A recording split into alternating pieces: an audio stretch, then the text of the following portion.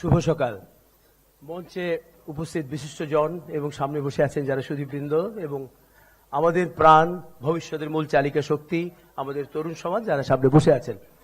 আসলে আমাকে এখানে ডাকা যারা ডেকেছেন তাদেরকে আমি আন্তরিক ধন্যবাদ জানাচ্ছি। আসলে আমার এ ধরনের অনুষ্ঠানে খুব একটা আশা হয় না, আমি কাজ নিয়ে কিছুটা ব্যস্ত থাকি এবং আশাও হয় না, যোগাযোগটা হয় না। তবু আমাকে এই ধরনের সুযোগ করে দেওয়ার জন্য আমি সবাইকে ধন্যবাদ জানাচ্ছি, বিশেষ করে যারা উদ্যোক্তা রয়েছেন তাদের। আমাকে কিছু কথা বলার জন্য নিশ্চয়ই ডাকা হয়েছে। তো প্রথমে আমি কথা নিয়ে দু একটি কথা বলতে চাই। আমি যেহেতু মিডিয়ার সঙ্গে সংশ্লিষ্ট, তো সুতরাং আমি মিডিয়া ওরিয়েন্টেড কিছু কথা বলবো। প্রথম কথা হচ্ছে যে আমরা জানি যে মুখের কথা এবং ধনুকের তীর দুটোই কিন্তু একই রকম, মানে দুটোই যদি বেরিয়ে যায় ওটাকে ফেরানো যায় না। তো সুতরাং কথা যখন বলা হবে তখন কথা বলার সময় আমাদের অন্যের টের পাওয়ার আগে ঢের ভেবে নেওয়া উচিত এর জের কোন দিকে যাবে, কিন্তু সেটা আমরা অনেকেই ভাবি না। আমরা সেজন্য কিন্তু সাধক সত্যানন্দ বলেছিলেন যে অনেক কথার অনেক দোষ, ভেবে চিন্তে কথা কোষ। কিন্তু আমরা কিন্তু ভেবে চিন্তে কথা অনেকেই বলি না। আমরা বলি কথাই চিরে ভেজে না, কিন্তু কথাই কিন্তু চিরে না ভেজলেও মানুষ ভেজে। বিশেষ করে যারা ভালো মানুষ সেজে মানুষ ভেজে খান, তাদের লেজে গোবরে, তাদের তেজে লেজে গোবরে অবস্থা কিন্তু হয়ে যায়। আচ্ছা, সেটা কি করে হয়? আমরা সহজ কথা বলি, সবসময় আমরা বলি কথা কম কাজ বেশি, কিন্তু তারপর আমরা বেশি কথা বলি এবং যা বলি তা করি না, এবং যা করি তা কিন্তু বলি না। এটাই কিন্তু আমাদের একটা স্বভাবগত চারিত্রিক বৈশিষ্ট্য হয়ে দাঁড়িয়েছে। আমি দু একটি কথা বলতে চাই, এবং এই কথার একটি উৎকৃষ্ট উদাহরণ হচ্ছে ইদানিংকালের, বিশেষ করে স্যাটেলাইট টেলিভিশনের আগমনের পর থেকে আমাদের দেশে একটি নতুন শোয়ের উদ্ভব হয়েছে, যার নাম হচ্ছে টক শো। এখানটা গেলে আমরা দেখতে পাই নানাবিধ কথা হচ্ছে, এবং এক একজনের কথা শুনলে মনে হয় যে এরা বুদ্ধির সরাসরি, এবং দেশে বুদ্ধিজীবীর সংখ্যা বেড়ে গেছে, এবং এরা সব জানতা। পররাষ্ট্রনীতি, রাষ্ট্রনীতি, অর্থনীতি, সংস্কৃতি, নানান কৃতিত্বে ভরপুর এ ধরনের আমরা কথা শুনতে পাই। তো আমি যুব সমাজকে যারা আছেন এখানে তাদেরকে বলবো যে আমাদের খুব বুদ্ধিজীবী হওয়ার দরকার নেই। আমার এক বন্ধু বলেছিল যে এখন ডিজিটাল যুগ, ভাই আমি কারো বুদ্ধি নিবার জন্য কারো কাছে যাই না, আমার কাছে 3টি পেন ড্রাইভ রাখি, সব হলো 32 জিবি, 64 জিবি আর হচ্ছে 16 জিবি। বুদ্ধিজীবীর বদলে জিবিগুলো থাকে, এগুলোর মধ্যে আমি বুদ্ধি ঢুকে রাখি, এবং যখন দরকার হয় তখন ল্যাপটপে লাগিয়ে নিয়ে আমি ওখান থেকে বুদ্ধি আহরণ করি। তারপরও যদি ঠেকে যাই তাহলে গুগল সাহেবের কাছে চলে যাই, উনি আমাকে হেল্প করেন। তো উনি সবসময় থাকেন আমাদেরকে সাহায্য সহযোগিতা করার জন্য। তো যাকে আমি এবার একটু আমার কথাতে আসি, সময় কম। তো আমার কথা হচ্ছে যে আমি খুব কম কথা বলি, আপনারা হয়তো জানেন, কারণ আমি বছরে 6 ঘন্টা কথা বলি। 365 দিনে আমি 6 দিন প্রোগ্রাম করি টেলিভিশনে। দেশে প্রায় 30-এর অধিক চ্যানেল রয়েছে, এবং বাংলাদেশ টেলিভিশন রয়েছে, সাথে বিডিবি ওয়ার্ল্ড রয়েছে।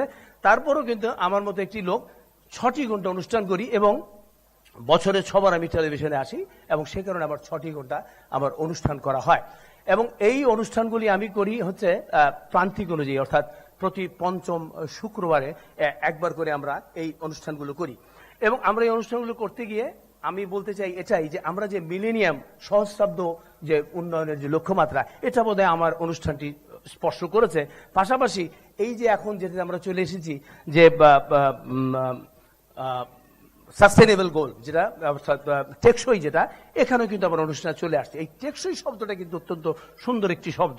আমি এই জন্যই বলবো যে টেকসই আমার অনুষ্ঠানটি আপনাদের কারণেই 30 বছর ধরে চলছে। সুতরাং কিছুটা বোধহয় টেকসই দিকে যাচ্ছে এখন পর্যন্ত যা দেখতে যাচ্ছি। কারণ আমাদের দেশের টেলিভিশনগুলো তাকালে দেখা যায় যেখানে রিয়েলিটি শোতে ভরপুর থাকে, কিন্তু রিয়েল ট্যালেন্ট পাওয়া যায় না, অর্থাৎ এই শোগুলো টেকসই না, যে কারণে আমরা ওভাবে পাই না আর কি।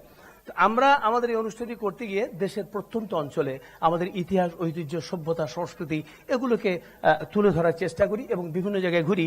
এবং যেই ট্যালেন্টগুলো, প্রতিভাগুলোকে সামনে দেখা যায় না, গ্রামেগঞ্জে থাকে, যাদের খুঁজে আনতে হয়, তাদেরকে আমরা খুঁজে আনতে চেষ্টা করি। আমি 2-1টি উদাহরণ দিচ্ছি। যেমন ধরুন গহের আলী, ইনি একজন ভিক্ষুক ছিলেন, যার জীবিকা হচ্ছে ভিক্ষান্ন। তিনি তালের বনদ এবং ফলদ গাছ তিনি লাগাতে পারতেন না, তার অর্থ ছিল না। তিনি তালের আটি সংগ্রহ করতেন বিভিন্ন বাড়িতে গিয়ে গিয়ে ভিক্ষের সঙ্গে, এবং সেগুলো ভীমপুর বলে একটি জায়গা আছে নওগাঁ রাজশাহী সড়কের দুপাশে, সেখানে সেই তালের আটি তিনি লাগাতেন এবং সেই তাল গাছ লাগাতেন। কিসের জন্য?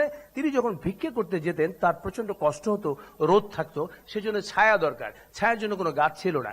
সেই বোধ থেকে তিনি 18,000 তাল গাছ লাগিয়েছেন, এবং সেই তাল গাছগুলো টেকসই। এই জন্য টেকসই, সেই গাছ কিন্তু এখন আমাদেরকে ছায়া দিচ্ছে, পথিক, ক্লান্ত পথিক সেখানে দাঁড়িয়ে কিন্তু ছায়া পাচ্ছেন। এবং আমি আনন্দিত এই জন্য যে মাননীয় প্রধানমন্ত্রী 2009 সালে প্রথম যখন পরিবেশ পদক দেওয়া হয়, তিনি পরিবেশ সংরক্ষণে প্রথম পরিবেশ পদক পেয়েছিলেন, এবং মাননীয় প্রধানমন্ত্রীর পাশে থেকে তিনি সেই পুরস্কারটি নিয়েছিলেন।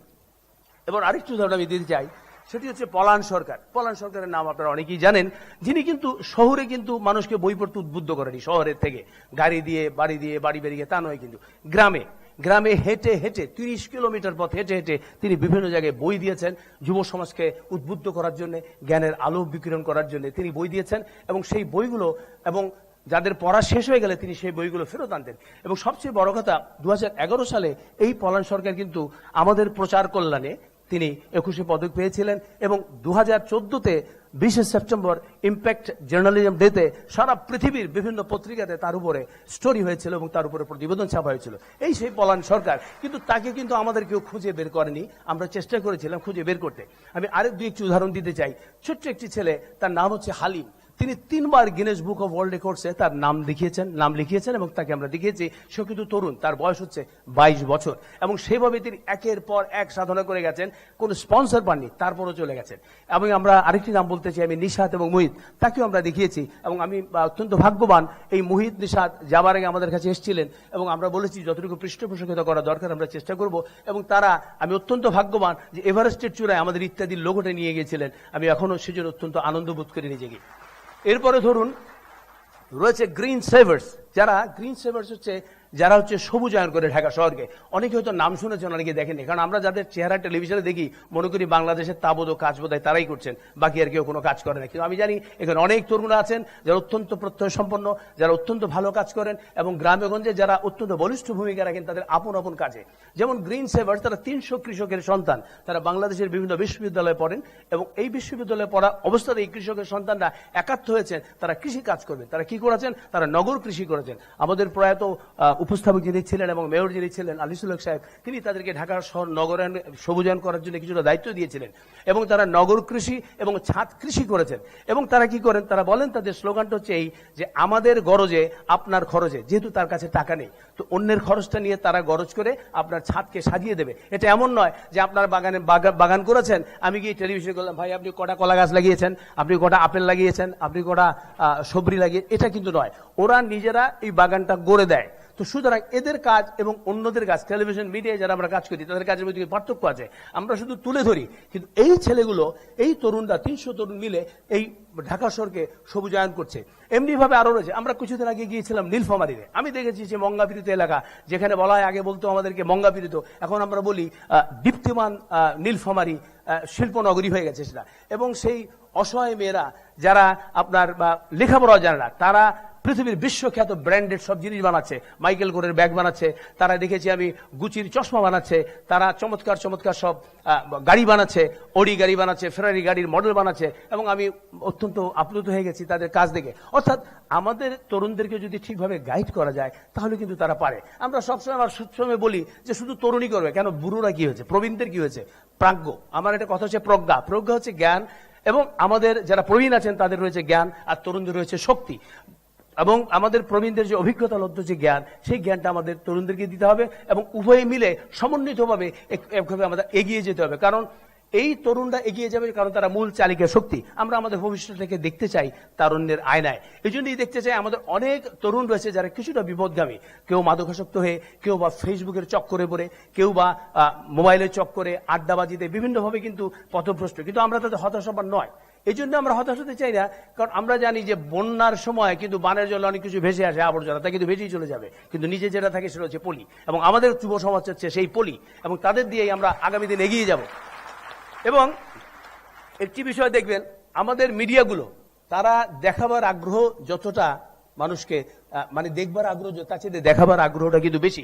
আপনি দেখবেন যে আমাদের এখানে আত্মপ্রচারটা বেশি। পৃথিবীর কোন দেশের কোন চ্যানেলের মালিকের কিন্তু আমরা চিনি না। আমরা কিন্তু স্টার প্লাস, আমরা আল জাজিরা, আমরা বলেন বিবিসি, সিএনএন, ইভেন আপনি আমাদের পার্শ্ববর্তী দেশ চিনি না, কিন্তু বাংলাদেশের যে কোনো চ্যানেলের মালিক থেকে শুরু করে আত্মীয় পরিজনকে অনেকেরই আমরা চিনি, অনেকেরই চিনি, কিন্তু আর কোথাও চিনি। আপনি চিন্তা করবেন রুপার্ট মার্ডক, পৃথিবীর প্রায় 150-র বেশি মিডিয়া কিন্তু তার নিয়ন্ত্রণে রয়েছে, এবং তার একটি সংবাদে কিন্তু পৃথিবীর নড়ে ওঠে। সেই লোককে কিন্তু আমরা কি হচ্ছে, তাই কিন্তু সে কিন্তু মিডিয়া বাচ্চা, তাই কিন্তু আমরা চিনি না। কিন্তু বাংলাদেশের যে কোনো চ্যানেল খুলবেন, প্রথমে তার আত্মীয় পরিজন দেখবেন, মালিককে দেখবেন, তারা আছেই। কিন্তু তাদের উচিত কি সামাজিক দায়বদ্ধতা নিয়ে কাজ করা। আমাদের মিলেনিয়াম ডেভেলপমেন্ট বলেন, আমাদের সাস্টেনেবল ডেভেলপমেন্ট বলেন, এক্ষেত্রে তাদের অত্যন্ত ভূমিকা রয়েছে। বাংলাদেশ টেলিভিশনকে আমরা বলি যে আমি এখনো কিন্তু ওখানে আছি, আমি ওখানেই ছিলাম, ওখানে আছি, যে কদিন থাকবো ওখানেই থাকবো, কারণ আমি মনে করি ওটা হচ্ছে সব জায়গায় যেতে পারবে। আমরা তো চেষ্টা করছি অনুষ্ঠানে মানুষকে দেখাতে, সেই দেখাতে হলে আমাকে রুরাল এরিয়া যেতে হবে, একদম গ্রামের গহীনে চলে যেতে হবে। আমি শহরে বসে কিছুক্ষণ আমাদের দেশে হয় কি দেখা গেল শহরের টেলিভিশনে কৃষি অনুষ্ঠানে রাত 9:30, তখন বাংলাদেশের কৃষক সব ঘুমিয়ে যায়, ওরা ওঠে ভোর রাত্রে।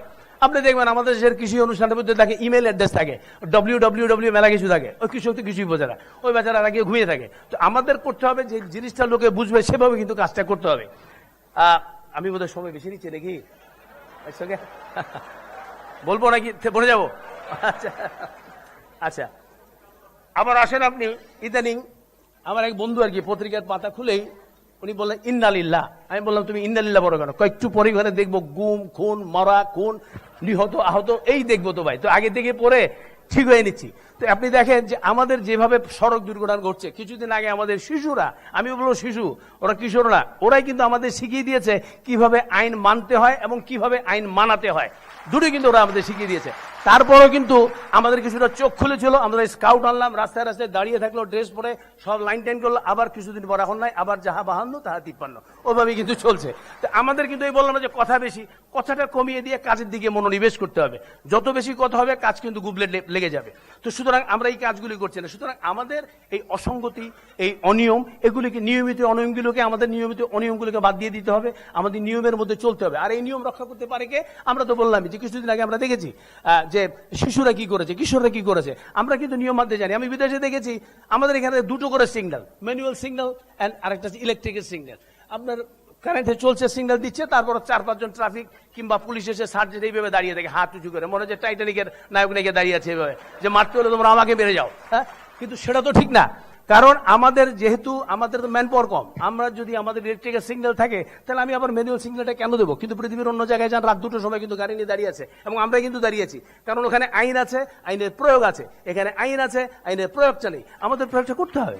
এবং এই করতে গেলে আমাদের যুব সমাজকে এগিয়ে আসতে হবে, এবং যারাই পারবে, আমরা সবসময় বলি যে এরাই পারবে। আমাদের মনে রাখতে হবে যে একদল অসৎ লোকের চাইতে একজন সৎ লোক অনেক বড়, একদল অযোগ্য লোকের চাইতে একজন যোগ্য লোক অনেক বড়, একদল অলস লোকের চাইতে একজন কর্মঠ লোক কিন্তু অনেক বড়। আমাদের শিক্ষায় শিক্ষিত হতে হবে। আমরা বলি পানির অপর নাম জীবন, কিন্তু আমি সেটা বিশ্বাস করি না। আমি বলি পানির অপর নাম জীবন নয়, বিশুদ্ধ পানির অপর নাম জীবন। শিক্ষা কিন্তু আমরা চাই না, আমরা চাই সুশিক্ষা। আমরা চাই, বলে না যে আমরা ইচ্ছা থাকলে উপায় হয়, ইচ্ছা থাকলে হবে না, সেটা থাকতে হবে সদিচ্ছা, চিন্তা থাকতে হবে, সেটা হবে সুচিন্তা, বুদ্ধি থাকতে হবে, সেটা হবে সুবুদ্ধি। এর সমন্বয় করে সততার সাথে যদি আমরা এগিয়ে যাই, তাহলে কিন্তু আমরা আমাদের অভিষ্ট লক্ষ্যে চলে যেতে পারবো। আমরা বলি 10 মিলে করি কাজ, হারি জিতি নাহিলাজ। আমরা কি কাজ করি? সবাইকে শুভ কাজ করি? সবাই শুভ কাজ করি না। সুতরাং আমাদের সততার সঙ্গে, সতর্কতার সঙ্গে আমাদের শুভ কাজ করতে হবে এবং অভিষ্ট লক্ষ্যের দিকে এগিয়ে যেতে হবে সততার সঙ্গে, নির্মোহ থেকে। এবং তা পারবে আমাদের এই যুব সমাজ, যারা আমাদের অহংকার। ধন্যবাদ আপনাদের সবাইকে।